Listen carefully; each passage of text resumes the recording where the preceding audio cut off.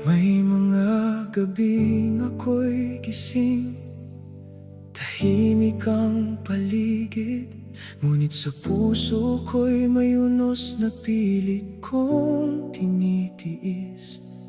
Pilit mang manalangin, wala nang masambit, kundi mga luhang ikaw lamang ang nakaunawa.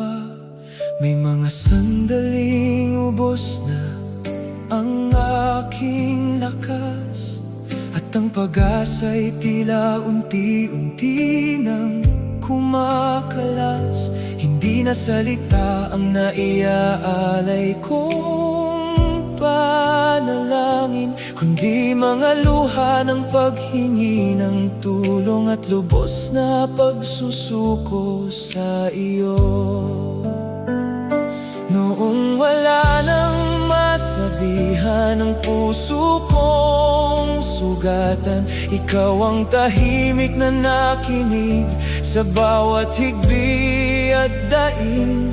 Kahit tila walang sagot ang kalangitan, hindi mo kailanman iniwan ang aking piling. Hindi mo ako binitawan nung wala na akong lakas lumaban, nang manghina ang aking kapit sa iyo. Mas lalo mong hinigpitan ang paghawak mo. Hindi mo ako binitawan kahit halos sumuko na ang puso ko. Noong luha na lang ang aking panalangin, naroon ka pa rin, tahimik ngunit kapiling.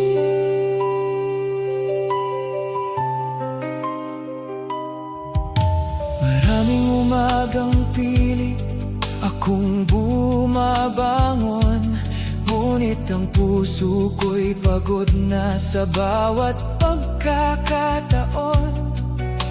Ngiti ang nakikita ng maraming tao, ngunit ikaw lang ang nakaalam ng tunay kong dinadala.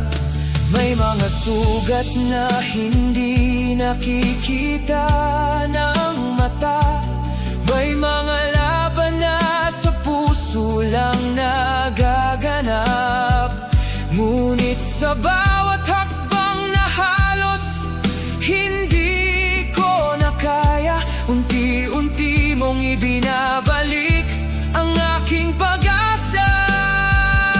Ngayon, kapag nililingon ko ang landas na aking dinaanan, nakikita ko ang bakas ng iyong katapatan. Akala ko noon ako ang patuloy na kumakapit, ngunit ikaw pala ang hindi kailanman bumitiw.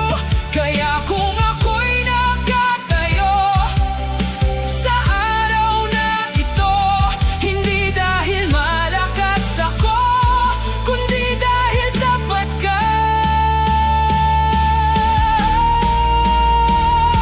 Hindi mo ako binitawan nung wala na akong lakas lumaban, nang bumigay ang puso kong sugatan. Ang iyong pag-ibig ang siyang naging sandigan.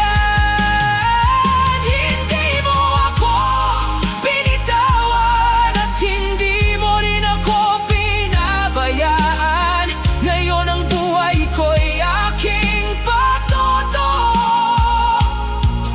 na tapat kang Diyos magpakailanman. Kung may isang taong halos mawalan na ng pag-asa, naway marinig niya ang awit na ito. At sa bawat luhang hindi na kayang ipaliwanag, marinig niya